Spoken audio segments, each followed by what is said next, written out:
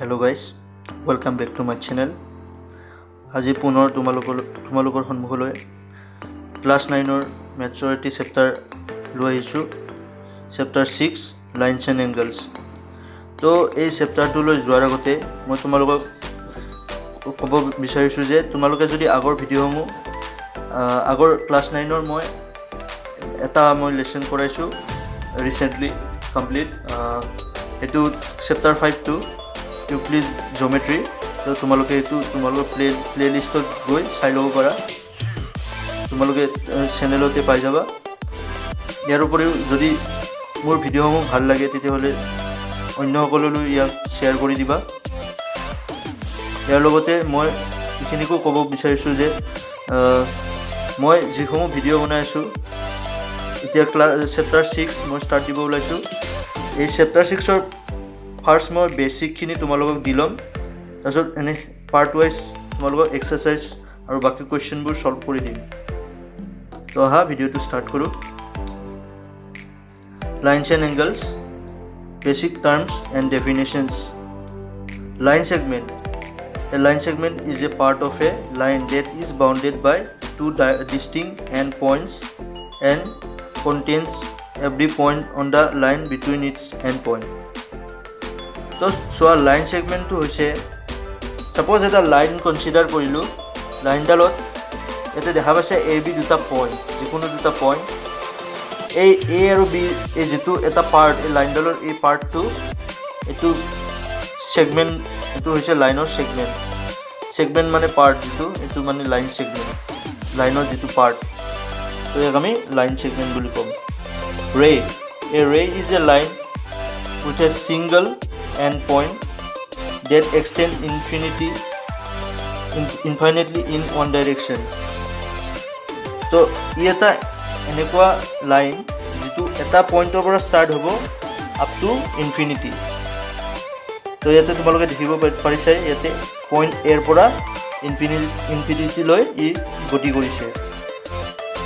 তো third definition হ'ল কলিনিয়াৰ points. 3 or more points are said to be collinear if they lie on a single straight line. তো চোৱা, এডাল single straight লাইনত A B C তিনিটা point consider কৰিছোঁ। ইয়াক আমি কলিনিয়াৰ বুলি ক'ব পাৰোঁ, কাৰণ এ বি চি তিনিটা এডাল লাইনৰ মাজতে আছে, এডাল লাইনতে তিনিটা আছে। তো ইয়াক আমি কলিনিয়াৰ বুলি ক'ব পাৰোঁ। নেক্সট আছে non collinear points. Points are said to be non-collinear if they do not lie on a straight line. তো তোমালোকে ইয়াতে দেখা পাইছা ৰেণ্ডমলি পইণ্টবিলাক দিয়া আছে, ইয়াতে ষ্ট্ৰেইট লাইনত কোনো ধৰণৰ ষ্ট্ৰেইট লাইনত নাই। তো এইটো নন কলিনিয়াৰ হ'ব। তো angle, an angle is the figure form by two rays. তো এংগলটো হৈছে দুডাল ৰেৰ এটা ফৰ্মেশ্যন, এটা ফিগাৰ যিটো দুডাল ৰে দ্বাৰা এইটো সৃষ্টি হয়, ফৰ্ম হয়। নেক্সট আছে vertex of an angle, the four sharp corners where the line segments meet are called vertices. In other word, each corner is a vertex that connects to line segment at a 90 degree angle. Each corner of that triangle is a vertex. The line extending away from the vertex from an angle to one another. So each corner is a vertex of an angle. তো ইয়াতে এইটো vertex হ'ব, দুটা ৰেৰে ই form হয় ভাৰ্টেক্সটো সদায়। তো ইয়াক আমি কি ক'ম, ভাৰ্টেক্স অফ এ এংগল।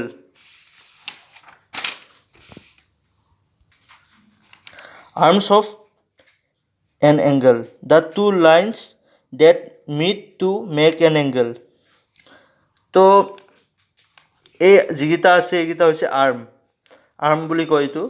তো আৰ্মটোৱে এটা এংগল ফৰ্ম কৰে, যিটো এংগল ফৰ্ম কৰে এইটোক আৰ্মছ অফ এংগল বুলি কোৱা হয়। এটা পইণ্টত ইয়াতে দিয়া আছে two lines that meet to make an angle. দুডাল লাইন যেতিয়া এটা এংগল ক্ৰিয়েট কৰিব, তো ইয়াক আমি আৰ্মছ বুলি ক'ম। Acute angle. An acute angle is an angle smaller than a right angle. The range of an equate angle is between 0 and 89 degrees. তো চোৱা ইয়াতে equate angle টো হৈছে তোমাৰ 0 পৰা 89 ৰ ভিতৰ ৰেঞ্জত থকা এটা এংগল 90 ডিগ্ৰীতকৈ কম হ'ব ই সদায় তো 90 ডিগ্ৰীতকৈ কম 0তকৈ বেছি যিসমূহ এংগল আছে এবং আমি কম equate angle. So right angle. A right angle is an angle of exactly 90 degree corresponding to a quarter turn if a ray is placed so that its endpoint is on a line and the adjacent angles are equal. Then they are right angle. So yete so right angle. Right angle hoise exactly 90 degree eta angle ami ki kom right angle. So yete so eta exactly 90 degree angle. Obtuse angle. An angle greater than 90 degree but less than 180 degree is called an obtuse angle. So obtuse angle to hoise eta eneko angle ji 90 degree ke dangor hobo kintu 180 degree ke horu hobo. Next is a straight angle. A straight angle is equal to 180 degree. So straight angle to hoise equal to 180 degree. 180 degree সমান হ'ব straight angle to. তো চোৱা ইয়াতে দেখিবলৈ পাইছা এডাল straight line. তো straight line কি মিনিং কৰিব এইটো 180 ডিগ্ৰী. তোমালোকে ইয়াক এনেকৈ তোমালোকে চাব পাৰা ইয়াতে এটা প্ৰটেক্টৰ বা কোণমাপক যন্ত্ৰ বহুৱাই তোমালোকে এংগল যেতিয়া জুখিবা তেতিয়া তোমালোকে গম পাই যাবা যে এইটো 180 হৈছে নে হোৱা নাই. Reflex angle. An angle which is greater than 180 but less than 360 is called a reflex angle. তো চোৱা ইয়াতে দিয়া আছে এংগল যেটো 180 তকৈ ডাঙৰ কিন্তু 360 তকৈ সৰু. তো চোৱা 180 হ'লে এইটো পুৰা ষ্ট্ৰেইট লাইন হ'ব. তো এনেকৈ ঘূৰি 360 হ'বলৈ হ'লে পুৰা কমপ্লিট ৰোটেশ্যন 180 দুবাৰ হ'ব লাগিব মানে এটা চাৰ্কেল হ'ব লাগিব. তো কি হ'ব 360. তো 360 তকৈ কম হ'ব লাগিব 180 তকৈ বেছি. তো ইয়াক কম আমি reflex angle. Complementary angles. Two angles whose sum is 90 degree are called complementary angles. মানে এই দুটা এংগলৰ সাম 90 ডিগ্ৰী হ'ব লাগিব তেতিয়া আমি কম complementary angles. তো ইয়াতে চোৱা 45 45 90.